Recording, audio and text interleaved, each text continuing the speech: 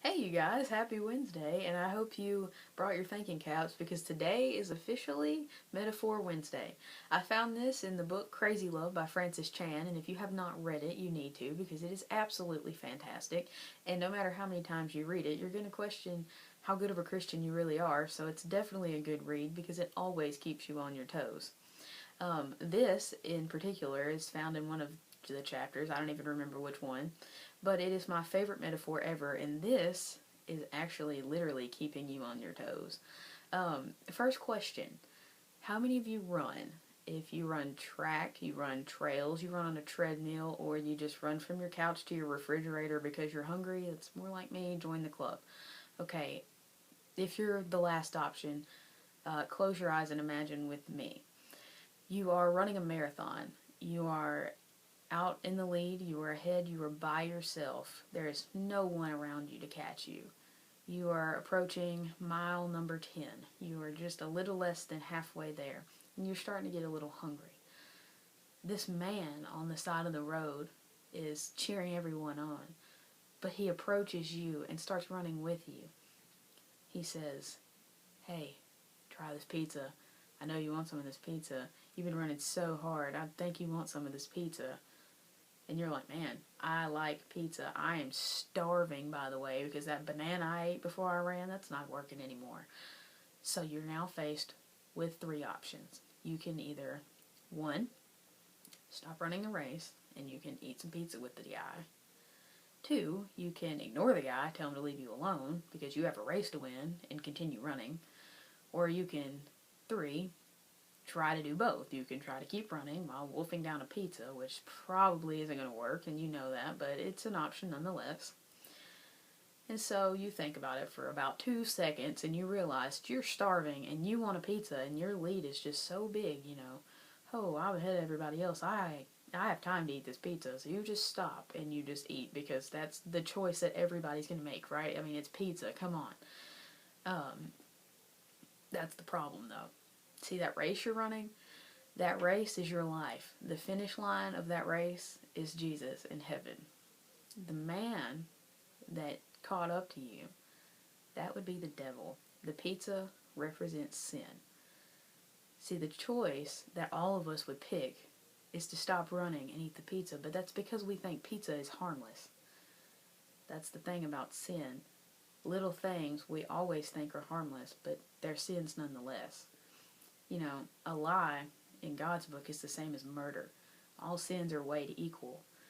And, doing what is right is always the key. But do you always really, really like to do what's right? No. Is it always the most enticing choice? No. But just like this verse is in the story of Cain and Abel, you know, Genesis 4:7 talks about this. You can't always do what's right, even though that's what you need to do. But when you don't, then there's sin popping up. So here's Genesis 4:7. It says, "If you do what is right, will you not be accepted? But if you do not do what is right, sin is crouching at your door, and it desires to have you, but you must master it." See, you may pick the pizza, and you may think, "Oh, it's no big deal," but it is. And now it's your responsibility to quit eating pizza, to get out of that situation, hop back on the trail, and finish the race. See, you may fall off the wagon. You might drift off of your track, and that's fine because the finish line never moved, never went anywhere. You did. So all you have to do is just get back on the track. God's not going to leave you anywhere, and that's the great thing about him. It doesn't matter how much you sin. It doesn't matter about any of that. If you choose to master it, if you choose to get back on your track and to finish the race, then God's right there with you. He's still waiting at the finish line. He's not going to go anywhere. He's not going to leave you. Isn't that fantastic? You hear all the time if you listen to K-Love. If you don't, you can listen to it for a day and you'll probably hear a story like this. They do the encouraging story of the day. And a lot of the time, it's about someone who mastered their sins. You hear a lot of stories about people who just pray to God and they're like, "Man, God, take this from my hands," and then they never smoked a cigarette again, or they never touched drugs again, or whatever the case may be. They never wanted it. And that's because God is like waiting for you to give up whatever it is and say, God, take this because I don't want it anymore. I want what you have. I want to be like you. And God is going to step in and he's going to say, you know what? Sin, goodbye. Because it's mine now. She is mine now. He is mine now. And that's the great thing about God. He's not going to leave you. He's not going to judge you. If you want him to take things over for you and forgive you, that's great. If you don't choose to ignore sin and you find yourself off the beaten path, he's not going to leave you. He's still going to be there. And that's the best part of all of this. So think about this week. Think about that little thing, whether it's really, really, really little or really, really big. Think about that one sin that you just think isn't that huge of a deal. You know, what is your pizza? What is your slice of pepperoni pizza in your life that you think isn't going to matter?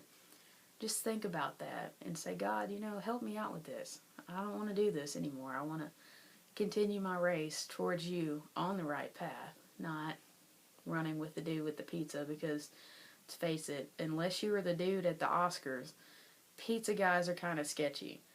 So that's what I want you guys to do this week. Kind of hunt that down, figure that out, and give it all to God and just see the cool things that happen. All right? I hope you have good luck with that, and I will see you next Wednesday.